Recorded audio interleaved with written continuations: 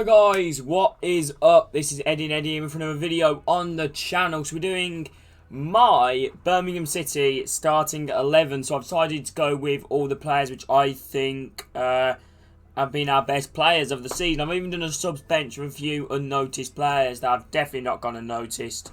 But I've decided to go with these players. So I'm going to go through my list. We're going to start off with the goalkeeper department.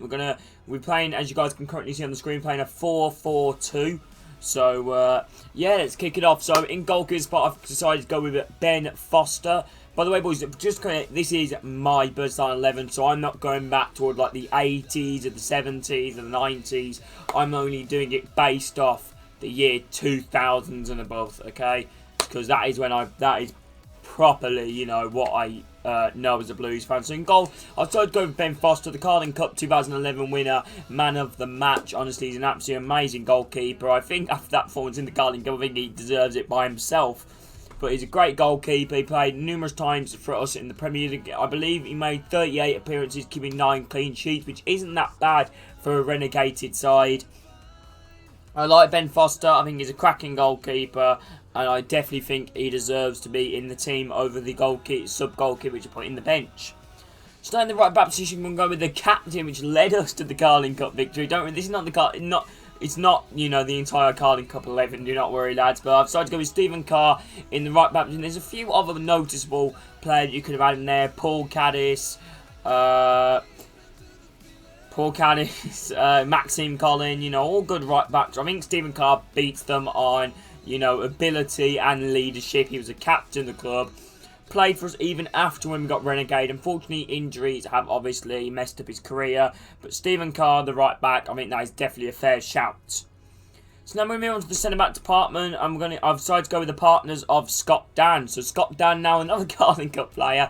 But this should be it for the Carling Cup for a bit after this. But Scott Dan, I think, is an amazing defender. I think he was the best out of at the time that we had on Ridgewell. And I believe we had a centre-back called, some Ecuadorian centre-back called Martinez. I might be wrong, but you know, he's a great defender. Currently still playing in the Premier League, so I think that tells you, you know, that he still is a good defender. He's currently playing for Crystal Palace, you know, compared to Liam Ridgewell, who is out, you know, I believe he's in America at Portland Timbers. But I think Scott Dan is the perfect centre-back for Blues. Yeah, I think Scott Dan edges it for me over them. Next centre-back, this is not a Carling Cup player. This is Curtis Davis. So it's Curtis Davis here, who I believe he played for Blues in 2014. I might be wrong, but Curtis Davis, 2014, he was our captain at the club and all. Good defender, I think one of the best defenders in the Championship for many seasons consistently. Even he's still currently playing at Derby County, so he's still going strong, still getting in the first team. I think he's a great defender. I feel like teams need players like Curtis Davis, probably because he's going to add that leadership at the back, which we need. He's always popped up with a corner header here and there. I remember when he scored against Blackpool, I believe, in the playoffs, and honestly, like, blooming hell, St Andrews bloody shaken down to its foundations for a start off. And Curtis Davis decided to go in the centre back, and I think that's a fair one. Left back, I've decided to go a bit more of an interesting one. Not Pedersen, not Jonathan Ground, not David Murphy either. I've decided to go with Frank Kadru, who I think is our best left back in my opinion. The French left back, I think he's a great left back. He can strike a ball. He can even shoot one. He can defend well. You know, he's just that good player. He was the definition of a Premier League left back for me. You know, a Premier League left back, and I definitely think he deserves being in there. So I mean, that's our back four already done. So now we're going to start in the midfield. We're going to be on to the left midfield. We're going to go with Stan Lazaridis. Definitely probably one of our best wingers, let alone not in the 2000s of all time. I think he definitely deserves to be in the team. Around about 2003 in our promotion run against Norwich, where we beat them on penalties to get promotion to the Premier League. Stan Lazaridis is the perfect left mid in my eyes, and I definitely think he is a great winger. I think he deserves to be in the team. So now we're going to move on to the midfield department, and I'm decided to go with Lee Bowyer as the other centre mid, moving back to the Carling Cup winning team. And I think Lee Bowyer has to be in there, as well as, you know, winning the Carling Cup with us. He was very good technically, ability. Currently the manager of Charlton Athletic. Many people calling for him to be our manager before we got Aitor Karanka, because Karanka wasn't even shortlisted at the time. You know, I think he was the favourite for a bit, but that obviously dwindled. I would have taken him back at Blues, but the relegation from Charlton, you know, completely destroyed it. Anyway, what am I going on about? We're going on about the player. Great player. He's good defensively and offensively. I think he can shoot, he can pass, he can dribble. I think he's just one of them. He was just one of them players that we need in the Premier League at the time. Quite experienced. I don't know who we got him from. I remember he played for Newcastle, but I'm not sure who he came from us from.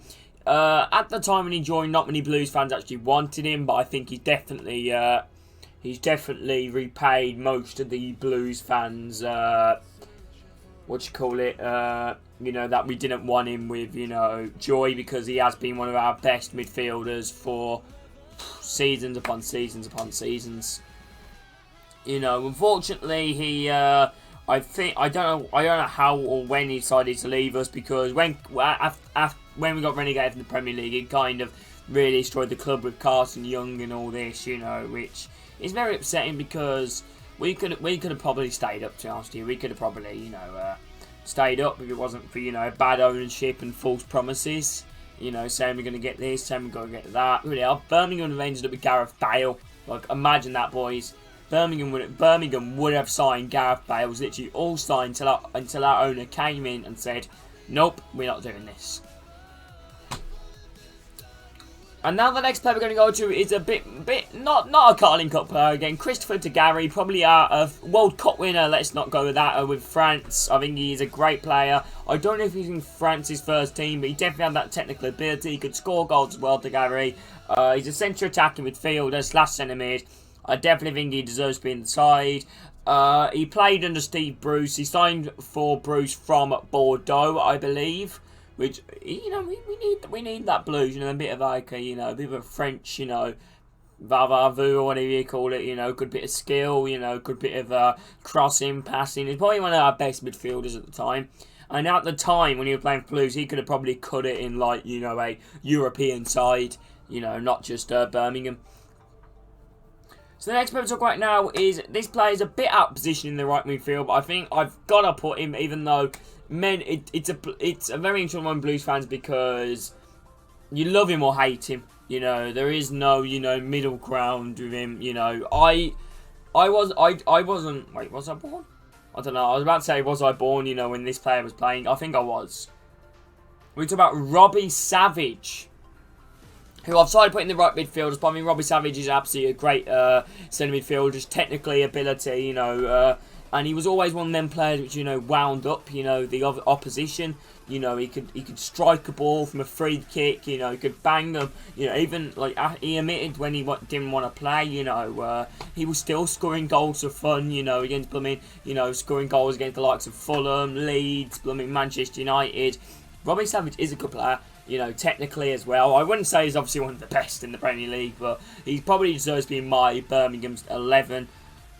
Obviously, you know, if we're going back to like the 80s, and the 70s, and the 90s, say if my dad did this team, you know, the team would probably entirely change. You know, there's probably maybe one or two players that might keep their place, but the entire team would pretty much change.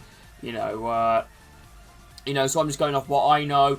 Robbie Savage, I think he does deserve in the team. The reason why not many Blues fans loved him anymore is because the reason why he left, if he would have just admitted why he wanted to leave, because I wanted to go to Blackburn, you know, they were doing really well at the time. He had Mark Hughes, which said he was his idol, but he said he used the excuse that he wanted to move home closer to his family, which is, you know, not true, because Birmingham was closer to wherever Robbie Savage's parents lived, I believe.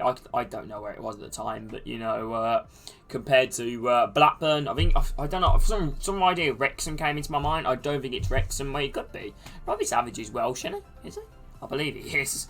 Anyway, yeah, Robbie Savage, right midfield spot. So now we're going to go to the two strikers, and now I've decided to go with Nikola Zigic and Mikel Forsell. So we're going to talk about Mikel Forsell first. Mikel Forsell is the best, in my opinion, one of the best Blues striker of the recent years.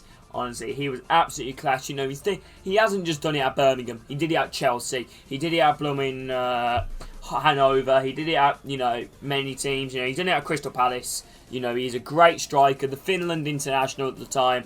I honestly think he's one of the best strikers to play for Blues, honestly. If he got a card in FIFA at his prime for Blues, he would probably be about 83 or 84, like 90th of the week either. So yeah, Mikael Forsell banging in goals. I remember when he scored a flick-on header against Chelsea with ball which got whipped in from a set piece. Didn't even celebrate. I mean, that shows you what it's about, you know, respecting the old club that you used to play for and what you've done for them. But Mikael Forsell, great striker, great player, and yeah. So next one about, I had a bit of a long discussion about something with this one. I've started with Nikola Zigic just because he's long servant to the club. Because he loved the club. He done well for Birmingham. He had some fantastic games. He scored in the 2-1 victory against Arsenal in the Carling Cup. He scored 4 goals against Leeds away. He's like 6. I believe he's 6'8", 6'7". I know he's taller than Crouch anyway, but I think it's literally like a couple of centimetres the difference. But you know, Nikola Zigic, big striker, Serbian international, might I not add. I do think he's a good player. Done well in the Premier League. You know, he could even finish with his feet as well. I think he is a good player. Love Birmingham as well. Scored against the Villa as well. So that always, you know, puts the cherry on top, doesn't it? So there you go, Nikola Zigic. So now we're going to move on. We're going to quickly dally through these. We're going to go through the subs of a few unmentioned players who I think definitely do deserve to be in the team. You know, and you guys can please let me know in the comments, lads, if any guys think I should make changes to this team. So I've decided to go with Joe Hart in goal. You know, on the bench reserve goalkeeper, great goalkeeper in the Premier League for us. I was thinking of Ian Bennett, but I've decided to go with Joe Hart, great goalkeeper. I think he was on loan to us from Manchester City, or he was already permanent at Birmingham. I can't remember. Next one out is Liam Ridgewell. Like I said, Scott down Liam Ridgewell. Not 100% much to celebrate. I just gone with what they're doing now. You know, so it shows Scott down is still consistent in the Premier League. So Liam Ridgewell, left back. I've decided to go with David Murphy in the bench. Good player. Servant for the club. Unfortunately, injuries have messed him up. Probably one of our best technical left backs of the seasons.